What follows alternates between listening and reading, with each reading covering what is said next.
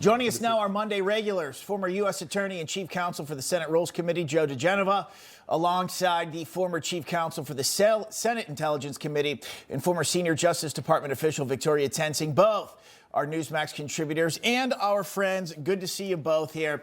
So I want to lay it out. So we just heard from our AG, Pam Bondi. She says the two lower courts have deemed that this man is a member of MS-13. He is a citizen of El Salvador. And the left in mainstream media is asking for El Salvador then to smuggle a terrorist back into the United States here. Just as President Bukele put it, totally absurd. Joe, what's your take on all this?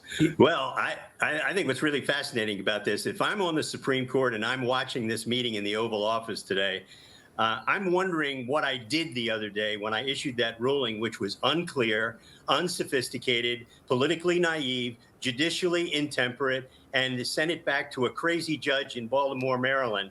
I must say, I thought the meeting in the Oval Office today was the perfect palliative to the stupidity of what the Supreme Court did the other day, saying that the President of the United States or the U.S. should effectuate or facilitate the return to the United States of someone who's been determined to not have a right to be in the United States. Amazing, just simply amazing. I thought it was terrific today in the Oval Office.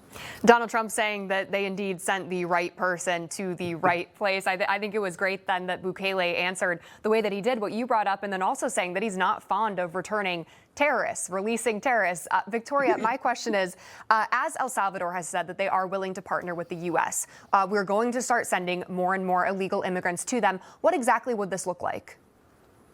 I'm sorry, your voice went out. I'm wondering, as we start to send more illegal immigrants to El Salvador as this sort of partnership that President Bukele of the country has said they're willing to partner with the U.S. to accept illegal migrants into their country to help the U.S. out, I'm wondering what that might look like. Well, I think it would look like it's a very good idea. Look, there are just certain things that the courts should not get involved in, cannot get involved in, and that's foreign affairs, as Joe just alluded to. In 1948, Truman deported a German citizen under the Alien Enemies Act. And you know what the Supreme Court said in 1948, even though the EDA had been in 1945? We don't get to decide when the war is over. The executive does. And so I assume that Donald Trump is going to try to get as many illegal aliens into El Salvador as he can. And 12 more went over the weekend to El Salvador. A little known story about what happened. So these deportations are continuing, notwithstanding what the Supreme Court said the other day in a very muddled, insignificant opinion, in my opinion.